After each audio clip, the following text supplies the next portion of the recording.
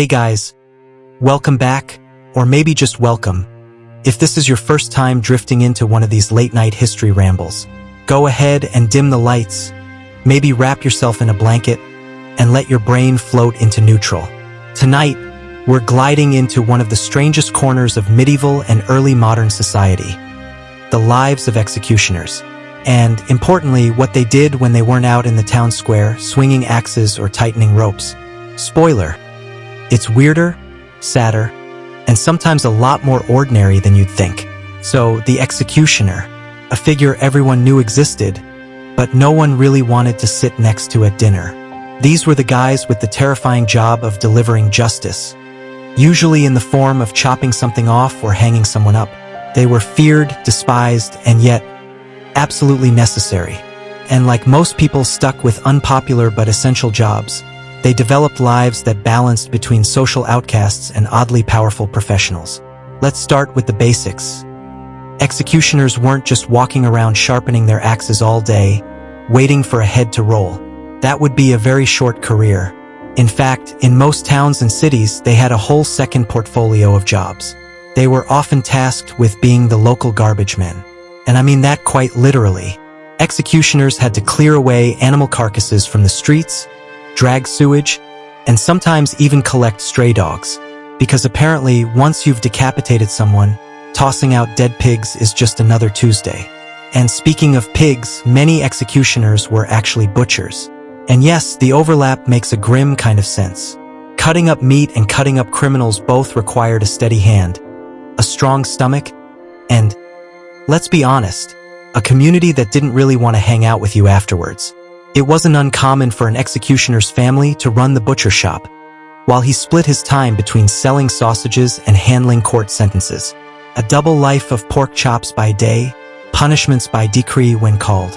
But here's where it gets even stranger. Executioners, despite being socially shunned, sometimes became the go-to guys for medical services. Weird, right? These were the same hands that tied nooses and swung swords, but they also brewed herbal remedies, set broken bones, and occasionally performed what passed for surgery. Why? Because they had access to all the grisly materials that polite society avoided. For example, in early modern Germany, there was a belief that the fat of executed criminals had healing properties. And guess who had a steady supply of it? Yep. So, if you had a nasty rash, you might go see the man who had hanged your neighbor last week and hope he handed you a jar of miracle balm instead of a lecture on crime. Executioners also dabbled in dentistry. Imagine walking into a shadowy shop and the man behind the counter, still smelling faintly of blood and smoke from the gallows, offers to yank out your rotten tooth. I imagine bedside manner wasn't their strong suit. Still, desperate times called for desperate measures, and medical licensing wasn't exactly strict back then. Now, because of this strange mix of professions, executioners lived in a sort of half-respected limbo. People whispered about them, avoided marrying into their families, and often made them live on the edge of town. Yet, when they needed someone to heal a wound, or when the court demanded a very public demonstration of justice, suddenly everyone remembered their name. It's the classic "we hate you, but also, could you fix this for us?" situation. And this contradiction shaped their private lives. Executioners often passed their profession down from father to son, like some grim family business. Not because their kids dreamed of carrying on the legacy, but because no one else would hire the children of an executioner. You were tainted by association. So, if dad swung the axe, odds were that junior would too, whether he liked it or not. Generational trauma, medieval edition. Let's float over now to what these men did at home. Executioners often had small plots of land, tended animals, and tried to keep up the appearance of a normal household. Their wives played a huge role in running side businesses, whether in healing, butchery, or sometimes brewing beer. But it was never easy. Wives of executioners carried the same stigma as their husbands, often barred from social events, church rolls, or even buying food at the same stalls as everyone else. And yet, because life is full of contradictions, executioners and their families sometimes lived surprisingly well. They could be relatively wealthy. After all, the courts paid them, and people often slipped them extra coins for medical services or quick, discreet favors. Some executioners were almost mini celebrities, though of the sort you didn't want to be caught gossiping with in broad daylight. So, the secret life of executioners wasn't really secret at all, it was just uncomfortable. They were butchers, healers, garbage men, and outsiders all rolled into one. Their work life bled, quite literally, into their home life, and all of it added up to a role that society couldn't live without, but never wanted to fully accept. Alright, let's keep floating. We've already seen executioners juggling jobs as butchers, healers, and garbage collectors, but what about their social lives? Or, more accurately, their almost complete lack of one. Executioners were, in most places, treated like they carried a permanent bad smell. People crossed the street to avoid them, priests hesitated to offer them sacraments, and good townsfolk pretended they didn't exist. Until, of course, someone needed a bone set or a head chopped. Marriage was especially tricky. Respectable families wouldn't dare let their daughters marry into a household that handled corpses and blood for a living. So what happened? Well, executioners ended up forming their own little circles, marrying into other executioner families. Picture it like a medieval LinkedIn network, except instead of office jobs, everyone was professionally trained in death. These dynasties could last for generations. The most famous one is probably the Sanson family in France, who provided 7 generations of executioners over about 150 years.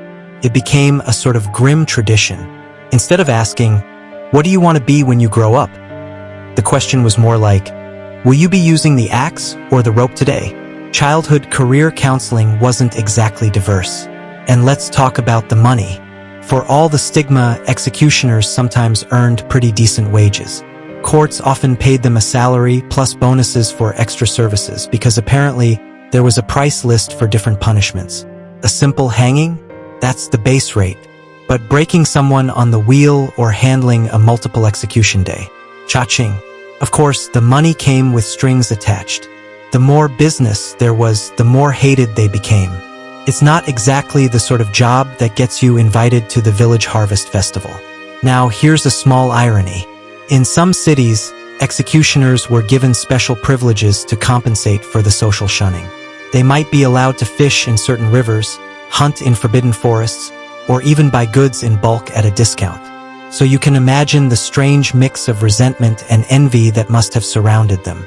On one hand, nobody wanted to talk to them. On the other, if you wanted cheap ale, the executioner probably had the hookup. Of course, not every executioner handled the pressure gracefully. Some leaned into the role, cultivating an intimidating presence, almost like local villains who everyone both feared and relied upon. Others tried to fade into the background, keeping to their homes, working their land, and hoping no one threw rocks at their kids on the way to market. But one of the more overlooked aspects of their lives is just how bureaucratic the job could be. Yes, they carried swords and ropes, but they also kept records. Towns expected executioners to log who had been punished, what method was used, and whether everything went according to plan. It wasn't all drama and spectacle, it was paperwork, too, because even in the Middle Ages, no one escaped the joyless grasp of admin work. And then there were the executioner's children. Growing up in those households must have been complicated. On the one hand, you had stability, dad had a steady, if gruesome, job. On the other, you were branded for life. Schoolmates bullied you, adults sneered at you, and your marriage prospects shrank to nearly zero unless you linked up with another executioner's family. Many kids simply took up the profession because no one else would hire them. Not exactly a career dream, more like career resignation. Yet, within their own households, there was often pride. Some executioner families treated their work as an honored, almost sacred duty. They convinced themselves that they were serving justice, cleaning the world of its criminals, and, on slow days, cleaning the streets of dead animals too. It was grim, but it gave them a sense of purpose. And purpose is something humans cling to, even when it comes with rotten side effects. So, when they weren't killing, executioners were busy walking that tightrope between exclusion and usefulness. They ran side hustles, raised families, tended pigs, and made sure society's dirty work got done, all while knowing that no matter how much people needed them, no one was going to invite them to Sunday dinner. So far, we've been floating through the general world of executioners. But now, Let's lean in closer to a few of the individuals who made this profession into a long-running, if awkward, family business. Because behind every axe and rope, there was a very human person, often with a weird story or two. Let's start in France with the Sanson family. They were basically the royal brand name of executioners. 7 generations, stretching from the 17th to the 19th century, kept the tradition alive. Picture it. The family tree isn't filled with farmers or merchants or musicians. It's just one long line of headsmen. Charles-Henri Sanson, the most famous of them, oversaw over 3,000 executions during the French Revolution. Yes, 3,000, which means he saw more rolling heads than most people see bread loaves in a year. But here's the odd twist. When he wasn't lopping off aristocrats, Charles-Henri was reportedly a caring family man. He raised children, maintained a respectable home, and supposedly had a refined interest in medicine. Imagine tucking your kids into bed after a long day of guillotining. It's the kind of double life only the early modern world could normalize. In Germany, there was Meister Franz Schmidt of Nuremberg.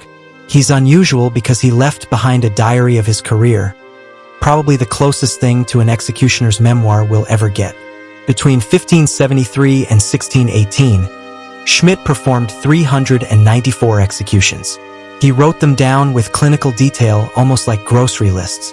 Beheaded Hans Müller, hanged Anna Schmidt, broke Heinrich on the wheel, and so on. Calm, methodical, as if he were filing tax returns. But outside the scaffold, Schmidt was a healer. Seriously, he treated wounds, offered medical advice, and was even respected by some of his patients. It's a fascinating contradiction. The same man who shattered bones on the wheel was also the one resetting your broken arm after you fell off a ladder.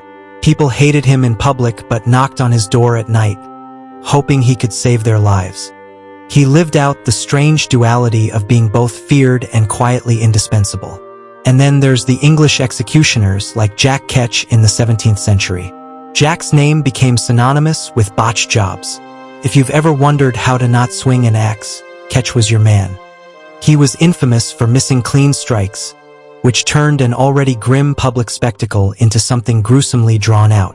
One poor victim required multiple swings before the head finally came off.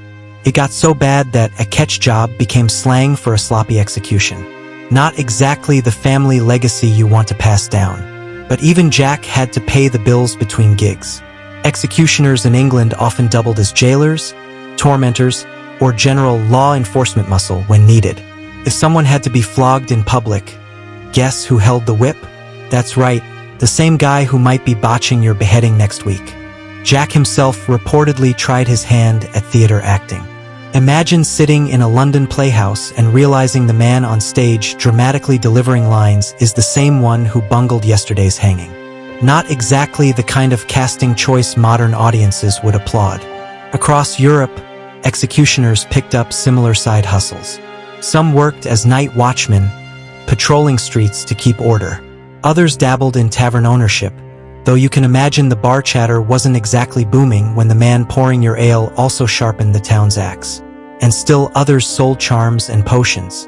Because apparently, if you're already handling the leftovers of executed criminals, why not bottle up a little superstition and sell it at a premium?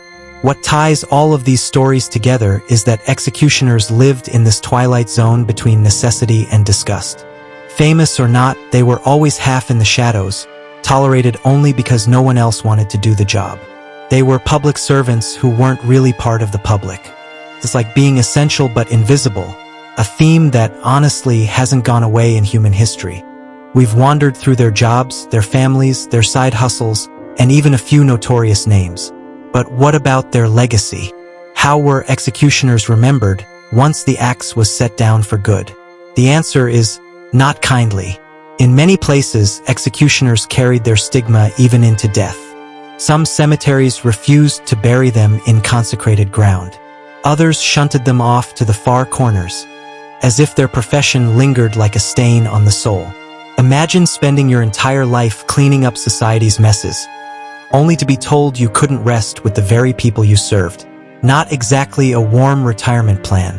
And yet, ironically, executioners slipped into folklore and legend. They became figures of ghost stories, the shadowy men said to haunt gallows fields or prowl through town squares at midnight. In popular imagination, they were larger-than-life villains or tragic antiheroes. Never ordinary humans with pigs to feed and rent to pay. Their actual messy, boring, practical lives got smoothed over into grim archetypes. The man in black, faceless, merciless, and lurking. But let's pull back and remember, executioners were just people trying to survive within a society that forced them into a corner. Many never asked for the role. It was inherited, imposed, or simply the only way to earn a living when no one else would hire you. And while the rest of the town pretended to look away, executioners were doing the jobs nobody wanted. Keeping order, maintaining strange medical traditions, and yes, taking out the trash. Quite literally.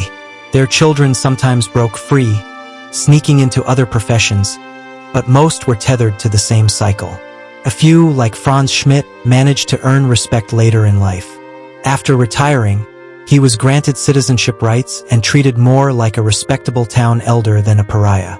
But those cases were exceptions. For the majority, the executioner's shadow was hard to escape. And here's the quiet irony. Executioners embodied the contradictions of justice. They were agents of the law, upholding its verdicts, yet the very law branded them untouchable. They carried out punishments in the name of order, but their own lives were marked by disorder and exclusion. Society used them, needed them, and then pushed them away. A cycle as old as history itself. So, when we think about executioners, those grim figures in woodcuts and old tales, it's worth remembering the hidden layers. The family dinners, the butchery shops, the jars of herbal balms lined up on kitchen shelves, the awkward attempts at normalcy. They weren't monsters, at least not most of them. They were complicated, tired, oddly practical human beings trying to make the best of a job that most people wouldn't touch with a 10-foot pole. And maybe that's the strangest part of all. Their secret lives weren't really secret. They were ordinary, domestic, almost painfully human. Just lived in the long, unshakable shadow of a profession that society could never quite forgive.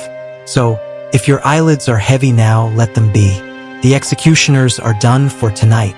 Their axes are set aside, their boots muddy from the edge of town, their families waiting at a table no one else would join. And with that, we'll quietly close the book on their peculiar, half-hidden lives. Good night and sleep well.